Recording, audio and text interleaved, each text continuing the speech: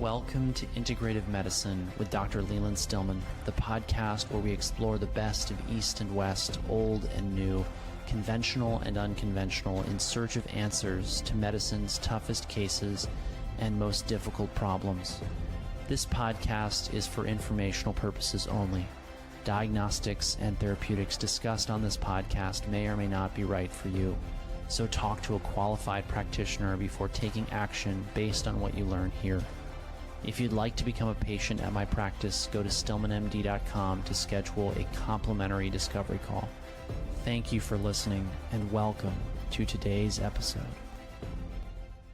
Good morning, everyone. Dr. Stillman here, back again with Amy Arp. Good morning, Amy. Good morning. Today, we are going to be talking about minerals, metals, and autoimmunity. So Amy's been getting a lot of questions recently from people interested in the autoimmunity recovery program about the role of metals, minerals in their autoimmunity, as well as one of the tests that we run as a standard practice called the hair tissue mineral analysis. I'm going to tell this as a story of how I got into hair tissue mineral analysis, which almost no other doctors do, because I think it's really interesting, and it's part of why I think we're actually on very much the cutting edge of integrative functional medicine practice. So when I originally trained, the mentors I mentored with were very interested in blood testing, sometimes urine, but tons of blood work.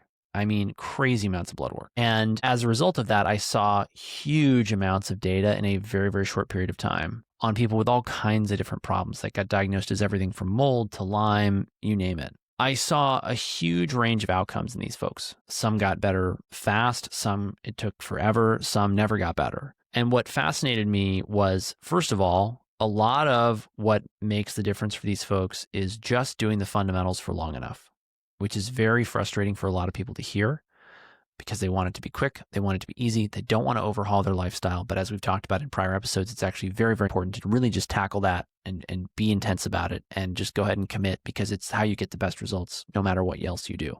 But then beyond that, I learned and saw over and over again that testing was invaluable. And I, did this there's this paradigm in integrative functional medicine, which is, I wouldn't call it in the functional medicine camp, but there's a paradigm in the, let's call it integrative alternative medicine camp of, we just need to eat real food, and you just need to get outside enough, and you just need to do all these basic things, and that's all you need. That's not true. We get people incredible progress, like more progress in months than they've had in years, with targeted supplementation. Where this came to life for me was I had this very smart mentor who will remain nameless for various reasons that I also won't discuss. And he taught me how to interpret blood and urine labs. And I was blown away by the results we got. And then I started to ask deeper questions. Well, what other testing can we do? And I started to look at the hair tissue mineral analysis. And I had learned how to interpret this very big, beautiful $400-some panel with hundreds of metabolites, from gut markers to toxin breakdown markers to B vitamin markers, branch chain catabolites, Krebs cycle markers, you name it. It was a huge panel. And I still love running that panel, for the record. But what ended up happening was I started to look into HTMA because I'm incurably curious. And I always want to be learning new stuff, and I always want to be learning the next thing that I'm going to do to get better results in the practice. And I started to run HTMAs on myself. And I was very confused by what I saw because the test didn't make any sense. I ran this by the only person I knew who was deep into the HTMA world, Clark Engelbert, and we ran a program in HTMA interpretation and science of minerals and metals for 2 years, which we're just winding down now. He's going to continue it, by the way, if you're curious and you want to learn more about it. But I started to study these with him, and he studied with Lawrence Wilson, who studied with Dr. Eck. So he's got this long lineage, and he's got 10 years of HTMA experience now. He's seen thousands and thousands of tests. He's got a deep experience. And he started to teach me a completely different way of looking at minerals that I'd never heard anyone talk about. And I started to implement some of the things I was learning in my practice and was blown away by some of the results that I saw. And what I was furthermore curious about was I started to run the HTMA alongside this much more expensive blood and urine marker test. And I was shocked when 80% of the recommendations, maybe 90% of the recommendations that I made based on the hair covered what was found in the blood and the urine.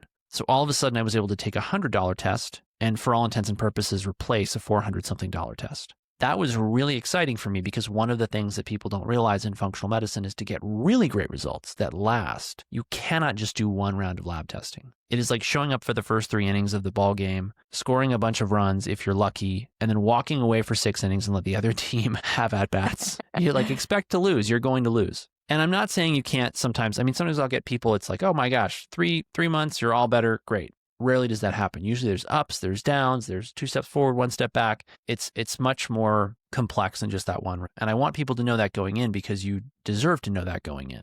And it requires a process and it requires continuity. Like one other thing I'll see is people will come in, they'll do 3 months of supplementation, they'll disappear for 3 months, they'll get busy with life, they'll get distracted, they'll come back, we'll retest their labs, they're back at square one. They're like, what happened? I'm like, you did the work for 3 months. It's like if you paid your credit card bill down half, and then you went back to spending like you would a drunken sailor on Fleet Week for 3 months, you would have the same amount of credit card debt or more as if you'd not bothered to, save your money and cook at home and all that stuff, right? So it's just these basic concepts that you live in daily life in countless ways applied to lab testing. Sometimes not what people want to hear, but that's okay.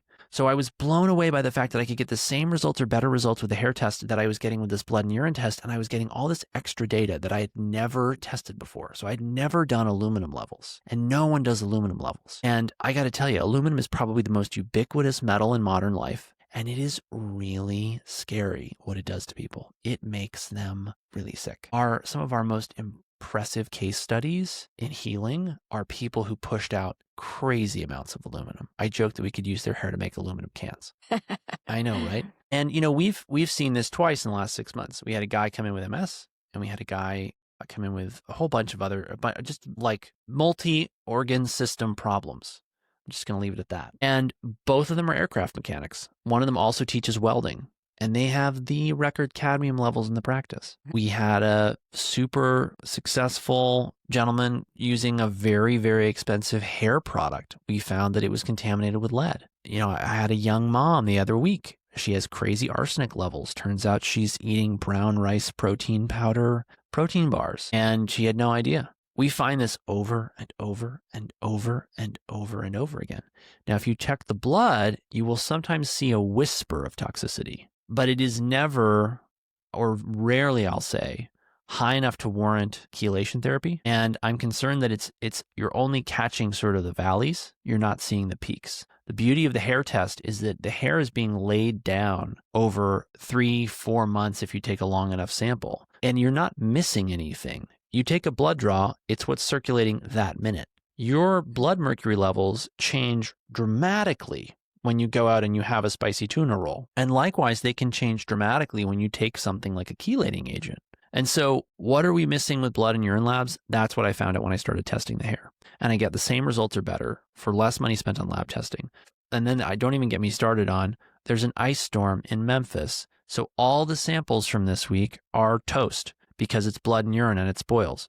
So you're going to have to reschedule all of your patients for the next 2 weeks. And we don't know when FedEx is going to get back online. Not throwing them under the bus. I think they're a great company, but these things happen. Your hair, I've had hair sit in customs for people internationally for weeks and months. It still gets to the lab. It's still got the same mineral content. It's not going to go bad. It's so true. So I love that about the hair testing. And so we do that quarterly, ideally, because it gives us the best window into what's changing in the body. We don't miss eliminations of heavy metals. We're able to tailor everything. And if you really study the hair test, if you really learn the hair test, then you're going to understand things that other people don't understand. And you're going to be able to dose minerals. And this is something that got me really excited. You can dose higher levels of minerals if you understand the hair test along with the blood tests safely for prolonged periods of time.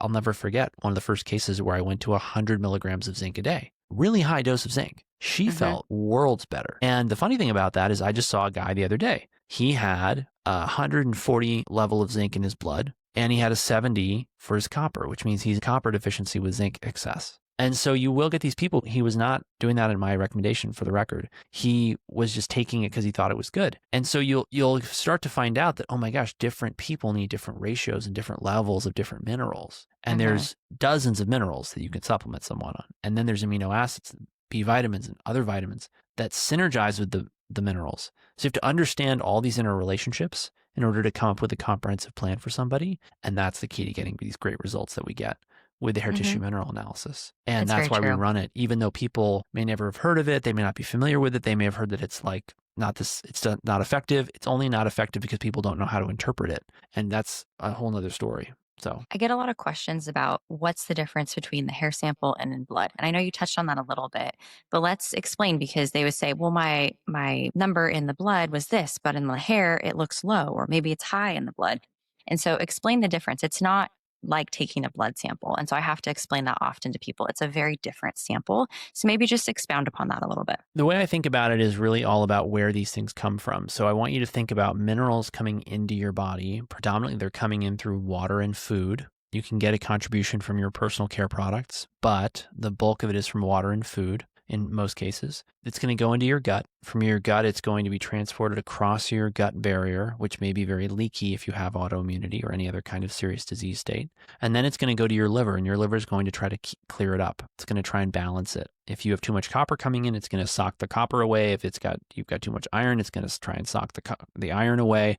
When we get overload of these minerals, we can actually get really severe disease states where people really need aggressive elimination of minerals with various agents, all kinds of interesting cases that I could get into there. And so the liver's going to try and clean things up and balance things and get you the right minerals to the rest of the body. And then out of the liver is going to then push out minerals to the rest of the circulatory system, or they're going to get past the liver. They're not going to be taken up. And that's what's going to nourish all your cells and tissues. And then it's got to go through the blood system up to the scalp. It's got to go past the hair cell. And then the hair cell's got to grab that mineral and it's got to pull it into the cell, and then it's got to push it back out into the hair. And one of the most interesting things to me about the hair is that the hair is truly an expression of our bodies that reflects our health, which, you don't think about, or I should say, everything else that leaves your body is mostly a waste product. And when we say waste product, I mean your body's actively trying to get rid of bad things, and it has no interest in making it nice, pretty,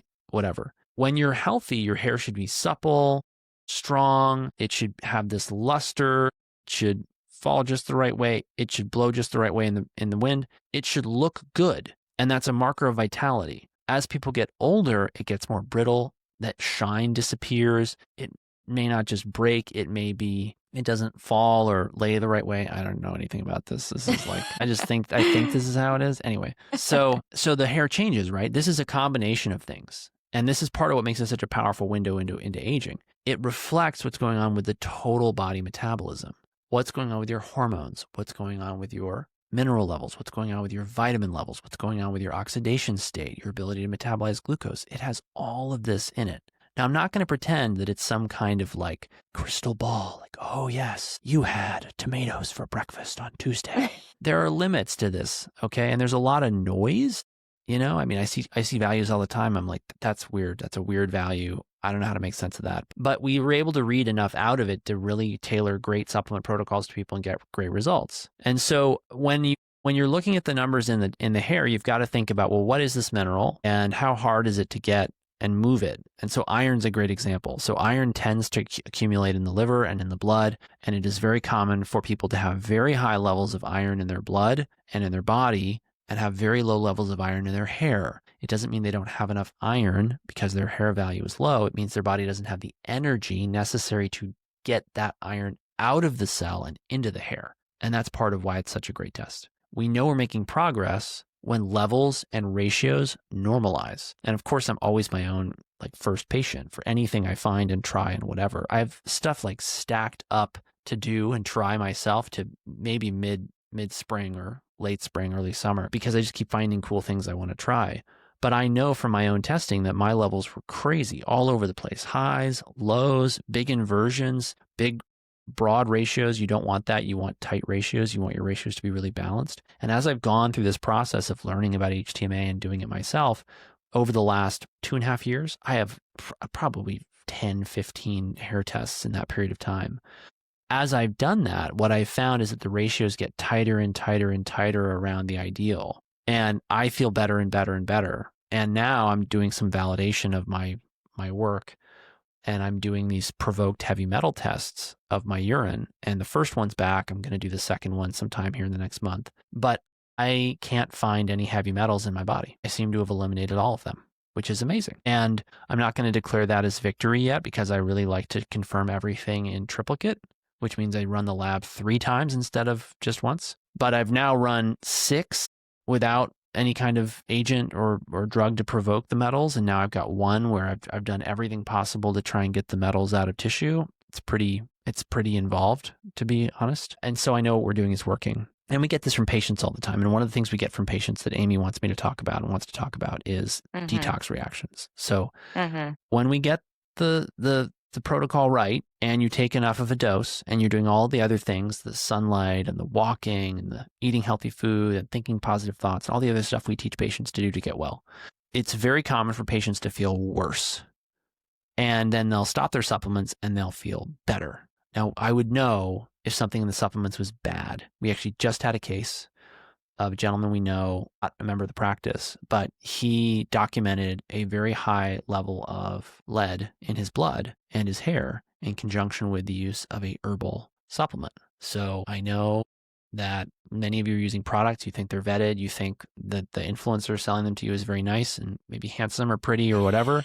But I got to tell you, toxic. We find the dirty laundry and boy, it's just sobering. It's really sobering. Part of why I test my own physiology so frequently is I'm a little paranoid. I'm going to pull some new product and I'm going to poison myself. I want to find out right away. And I'm laughing, but it's actually quite tragic because many of the people who are trying the most supplements are the most sick and they so badly need to get well. So anyway, this phenomenon of detoxification reactions is stuff will start to pour out of the body. When they stop taking the supplements for a few days, these symptoms will abate, but then they start at a lower dose. And then 2, 3, 4 months later, if we get the dose right, and I try to modulate the dose down, I try to adjust it so that people their life's not derailed. They don't feel terrible every day. We will regularly get someone in. We have one. I just met with him the other day, Tuesday. He's like, I don't care if I feel terrible for the next 6 months. I just need you to get me sort of back in the saddle. I'm like, okay, we can drive the car as fast as you want, but you said it. You asked for it. So don't come crying to me.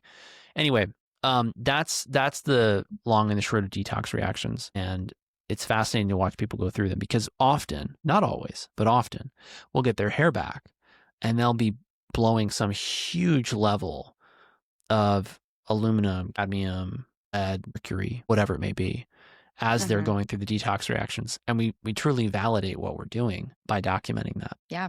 And I think that's where people often report that they get the symptom relief. So, sometimes just as we give them minerals, even without eliminations, they do feel better. But most of the time, a lot of people have those metal eliminations and then they'll have symptom relief. So during the metal elimination, they will have a detox reaction, which is unpleasant, not fun.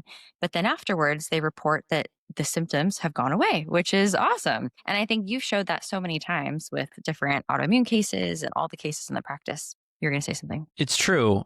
But what I find a little bit frustrating about the whole process is that I just cannot predict who is going to feel better or worse. Some people sail through eliminations and they have no symptoms. And other people, they have these tiny eliminations and they feel like it's the end of the world. Now, some of this has to do with the fact that, all right, I've said all these nice things about the hair test and I do love it, but it is flawed. People excrete at different levels. And one of the top criticisms of the test is, and this is what we call the poor eliminator concept. So the sicker you are, the less vitality you have, the more nutrient depleted you are, the more your toxic burden is, the more infections you may have, the lower your heavy metal and trace element or trace mineral levels are going to be in the hair. That's elements like iron, copper, zinc, manganese, and then the toxic metals, aluminum, cadmium, lead, arsenic, mercury. And so the worse off somebody is, the lower their toxic burden is going to look in their hair, which is very misleading, but it's that they don't eliminate the metals well.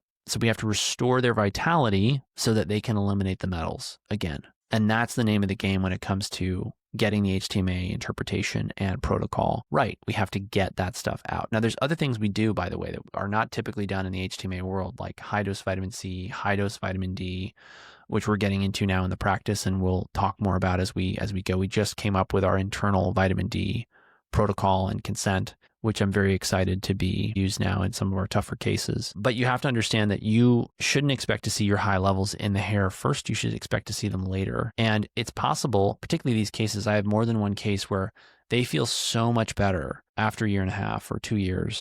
They've been doing HTMA like clockwork every 3 months, every 4 months, because they've been so gratified by the results. And it's not like people just wake up and say, well, I would like to do another quarter of that. It's time, expense, effort, right, to do this work. But they see such great results, and yet I never see a heavy metal elimination. And maybe it's coming, or maybe we missed it because maybe they got a haircut and some was lost.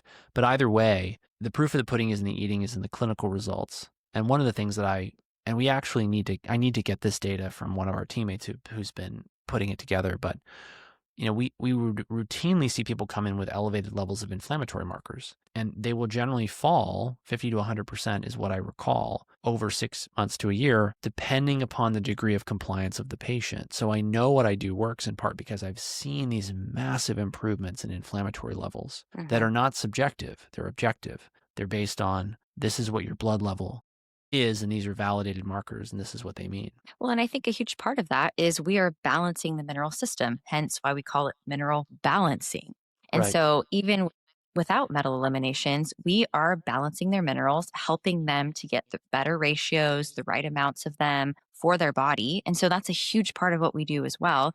Is we're going to look at the minerals that are coming out in your hair and we're going to work to balance them. And so from that, we're going to give you different doses of vitamins and minerals, but we understand the different interactions between them, which Dr. Stillman was talking about before.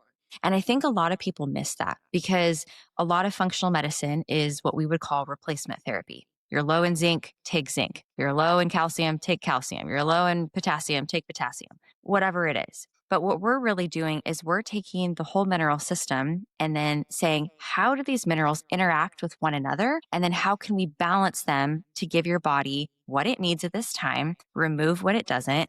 And then as a byproduct, it gently detoxes your body. So I often tell people that, like, we're really just balancing your mineral system, giving it what it needs, and then it's going to kick out what it doesn't need through this, like a more gentle detox process. And Yeah. you've talked about ionic mimicry a lot of, these metals, these toxins, they will replace the minerals in your body, but they can't do the same thing as the minerals. So then we have these issues with our bodies. And so what we're doing is giving your body what it needs, and then your body can kick those out and then allow them to be eliminated and then actually restore the minerals and the function that they had before. So it's a whole process. And I think that oftentimes, because of the way that we're so used to thinking about blood tests or replacement therapy, this is a harder concept to understand of like what we're actually doing with the mineral system. So we really wanted to talk about it and help people understand this test is very different than a lot of the paradigms that you've been taught or of or you've been learning in the world. Yeah, and there's a lot of value in things that other people tend to emphasize that we don't emphasize. What I found is that they don't get you the lasting results, and they don't get you the results for the tough cases that we tend to end up taking on because they've already seen everybody else. So, yeah. Mm-hmm. It's very true. Yeah. And then I would say with detox reactions, every week I work with people and we are helping to minimize detox reactions, navigate them. But you said the other day, and I told the patient this, where you said we should probably send flowers to people when they start having detox reactions.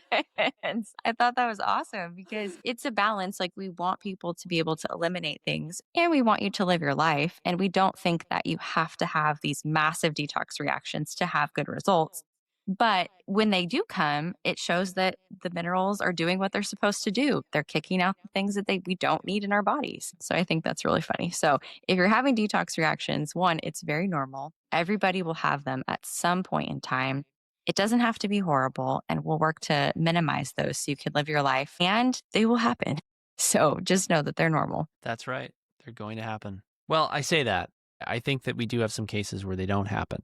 I can't say I've ever had a detox reaction that I'm aware of, but I got into this really as just, well, I've got to do this as an N of one myself. And if I'm going to, in good conscience, recommend it to patients. And so I did all the testing every quarter, all kinds of testing. I don't even know. It's got to be like 10 grand in testing in 5 years or something like that. And that would probably be the low end. But I just felt like I had to do it. And then I had to do the supplement protocols I was going to recommend to patients. And then difference in performance, vitality, energy that I have now compared to 5 years ago is night and day. I don't know how I got through residency or medical school. I was exhausted. I was miserable. I didn't sleep well.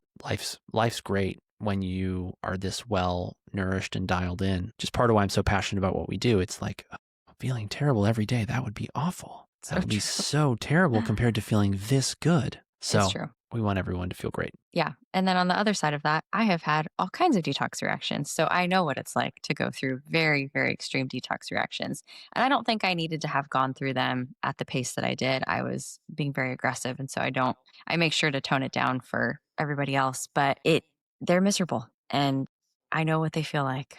We'd love to answer more questions you may have. Feel free to submit those through the Q&A link that we include in every email through Substack. If you're watching this or listening to this somewhere else, if you go to Substack, you'll find a Q&A link. Amy, any closing thoughts? That's great. We have some exciting new webinar topics coming up. I'm going to release those, a little bit more detail on those through Substack later, but make sure you tune into the masterclasses we're running. They are very interesting. We do a lot of deep dives into case studies. We just had one last night.